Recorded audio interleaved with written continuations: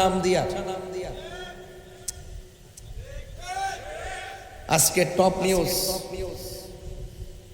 11 বছরের বাচ্চাকে অপ্রীতিকর ঘটনার মাধ্যমে তার পেটে 7 মাসের বাচ্চা, সে অন্তঃসত্ত্বা, নাউজুবিল্লাহ। এই যে এত বড় জঘন্য কাজ করছে, অনেকে বলে আল্লাহর মাজারে গান হয়, শরীয়ত বিরোধী কাজ হয়, এই জন্য আমরা যাই এটা ভাঙতাম, মাজার ভাঙ্গে, এমুকে খারাপ অমুকে খারাপ, এখানে গান হয়, এখানে অসামাজিক কাজ হয়, মাজার ভাঙতো যা। আর তোমরা মাদ্রাসার ভিতরে যে হুজুর যে এত বড় জঘন্য কাজ, একের উপর একটা নতুন না, সেই ওই ইতিহাস স্বাধীনতার আগে থেকে যে এরকম আকাম কুকাম চলতেছে, ওই এখন তোমরা ওই মাদ্রাসা ভাঙতে যাইতে পারো না? এখন ঘুমাই রয়েছে কেন? মৌলবীরে ইসলামের স্লোগান দিয়ে যে রাজপথ গরম করো, এখন তোমরা কোথায় ঘুমাই রইছো? কোথায় ঘুমাই রইছো? আমরা বারবার বলছি, যদি কোনো মাজারে অসামাজিক কাজ হয়, আমরা ওই অসামাজিক কাজকে প্রতিরোধ করব। আল্লাহর ওলির মাজারে আক্রমণ করা যাবে না।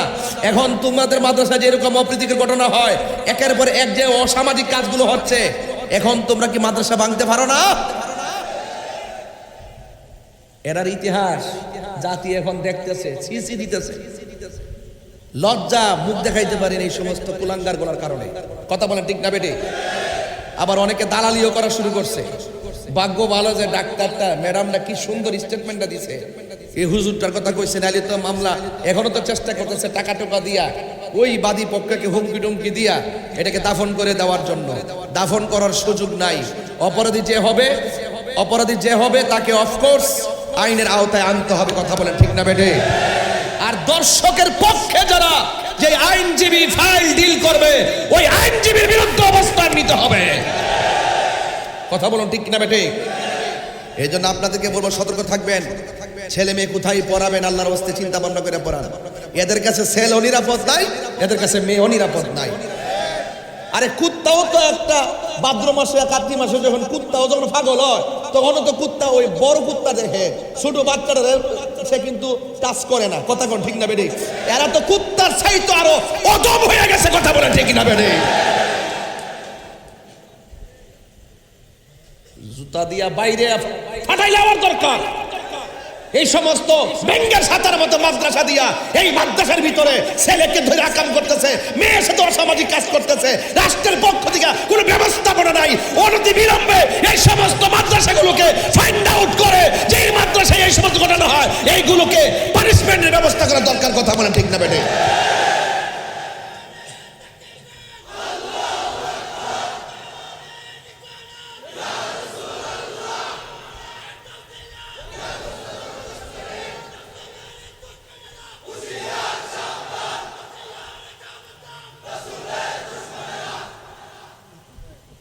আমার কথা পরিষ্কার, আমার কথার মধ্যে কোনো ভাগ যোগ্য নাই।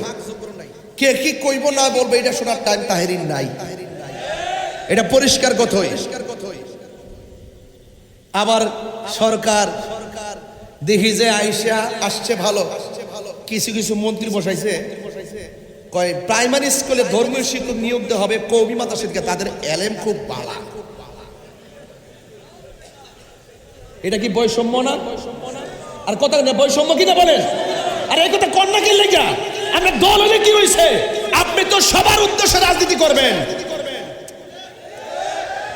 যে বলে তারে কইতে, এই দেশের ভিতরে সত্যিকার ইসলাম, সত্যিকার ধর্ম শিক্ষা, সত্যিকার ভক্তিমূলক শিক্ষা, সত্যিকার প্রেমের শিক্ষা হাকিকতেই আলিয়া মাদ্রাসায় দেওয়া হয়। এখন ওই মাদ্রাসার ভিতরে কিছু আবিজ ঢুকছে, নিবন্ধন আইছে, এখন আর আকিদা যাচাই বাছার সুযোগ নাই। এনটিআরসির মাধ্যমে নিবন্ধন দিয়া দে, যে বুঝে এরও দে, যে বুঝে না আমরা সাথে পড়ার যোগ্যতা নাই, হেরাও এনটিআরসিতে দিকে দিকে লিখা কিছু নাম্বার ভা, পরে এই যে তালিকা দিয়া এইটারও ভাড়াই দেয়, পরে খবর লিয়া দিই এটা দুশ্মনের রাসূল। কই যাইবেন? শিক্ষা ব্যবস্থা কোথায় নিয়ে ফেলাইতেছে? কওমি মাদ্রাসা নাকি বলে ধর্মীয় শিক্ষা ভালো হয়, ওই ধর্ম শিক্ষা ভালো হয়, মাঝে মাঝে ছাত্র নিয়ে আকামও হয়।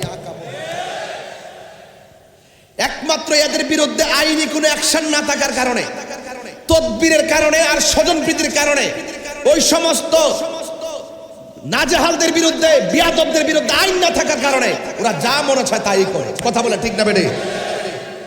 আমি মাদ্রাসার শিক্ষা ব্যবস্থার বিরুদ্ধে না, একের পর এক ঘটনাগুলো ঘটতেছে কেন? জবাবদিহিতা না থাকার কারণে। কথা বলে ঠিক কিনা? আমি বলছি অপরাধী যে হোক তাকে শাস্তির আওতায় আনতে হবে। আর আমার মা বোনদেরকে বলবো, যে কোনো মাদ্রাসায় মেয়েদেরকে ভর্তি করাবেন না। আপনার মেয়ে আপনার ছেলে সব জায়গায় নিরাপদ না। নিজে নিয়ে যাইবেন, আবার নিজে নিয়ে আসবেন। কোনো ধরনের বাসায় কাউকে রাখছেন তাকে দিয়েও পাঠাবেন না, কোনো কাজের মানুষ রাখছেন তাকে দিয়েও পাঠাবেন না। এখন এমন একটা অবস্থা হয়েছে আপনার সন্তানকে কিডন্যাপ করে। আজকে ঘটনা ঘটছে কি জানেন?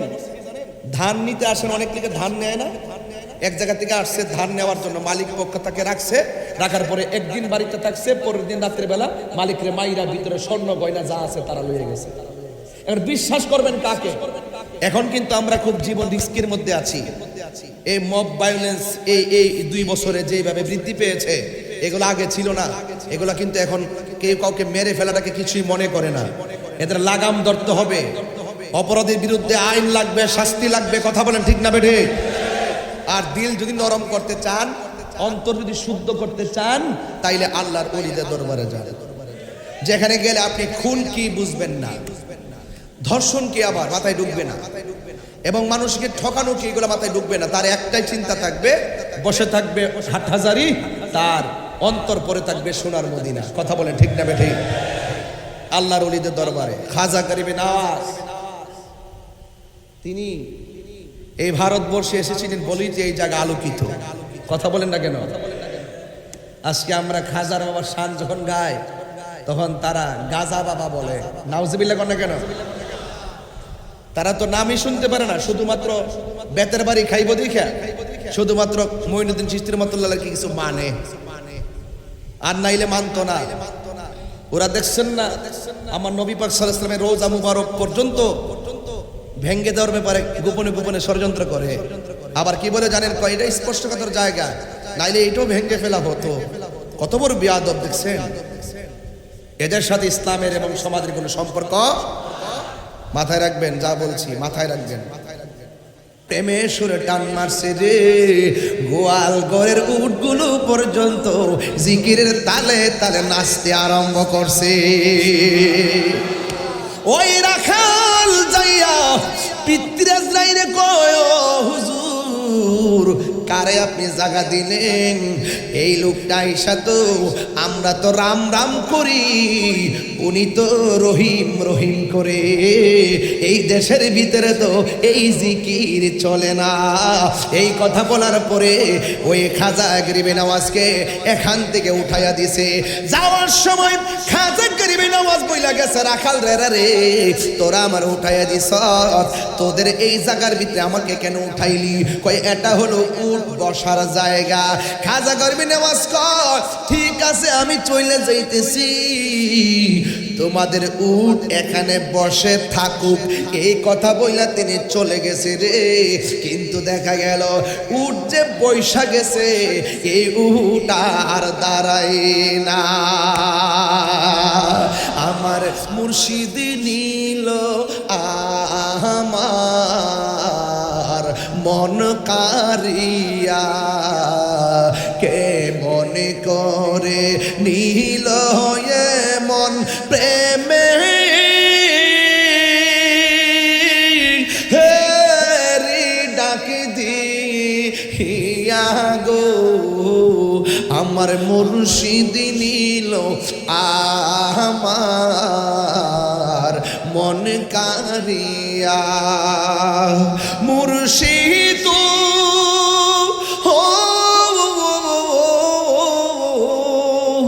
আমারি মনে করো লাগো হরণ, কি রূপ ও দেখাইয়া। এই তাহিরির কি দাম আছে, এই পাগলদের কি দাম আছে, যদি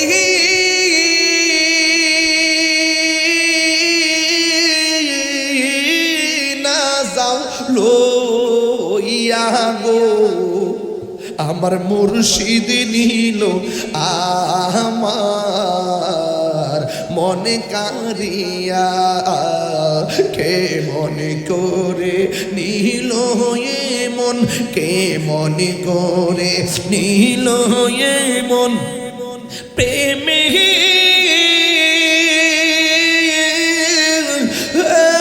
রে ডাক দিয়া গো আমার মুর্শিদ নিল আমার মনে কারিয়া। এই কথা বলার পরে খাজা গরিবে নামাজ চলে গেল। এবার আখালেরা ডাকে কয় বারাজা গো কোন দরবেশ এলাকায় জায়গা দিছিলেন? এবার রাজাকে আমি তো বুঝাই জায়গা দিছিলাম, কি হইছে? কয় উঠ যে বসছে আর দাঁড়ায় না, কয় তাড়াতাড়ি যাইয়া ওই দরবেশের কাছে মাপসা। সবাই যাইয়া ওই দরবেশের কাছে ক্ষমা চাইছে। এবার উটগুলো দাঁড়ায়া গেছে। চিৎকার মেরে কি আল্লাহু আকবার বলা যাবে না? এবার কি করলো? এতই যদি বেলায়েতের পাওয়ার হবে তাইলে তো আমাদের অসুবিধা হয়ে যাবে, আমাদের ধর্মের জন্য অসুবিধা হয়ে যাবে। এবার ওই মুহূর্তে এবার তারা সিদ্ধান্ত নিল হযরত খাজা গরিবে নওয়াজকে ওই সাগরের পানি পান করতে দেওয়া যাবে না। এই রকম একটা রুল জারি করে দিল। ও বন্ধুরে, সংক্ষেপে বলে দিয়ে যায় কানা সাগরের পুরা পানি লোটার ভিতরে আইনা গেছে। এবার পাহারাদাররা কয় রাজা গো উঠ দাঁড়াইতো না, বৈশা গেছে, বসার দিকে দাঁড়াইতো না। দরবেশ ক্ষমা করার পরে দাঁড়াইছে। এখন যে দেখতেছি ওই পানি, যেই পানি বন্ধ করছিলেন, এখন তো দেখতেছি চৈত্র মাসের ফসলের ফাটের মতো মাঠ হয়ে গেছে।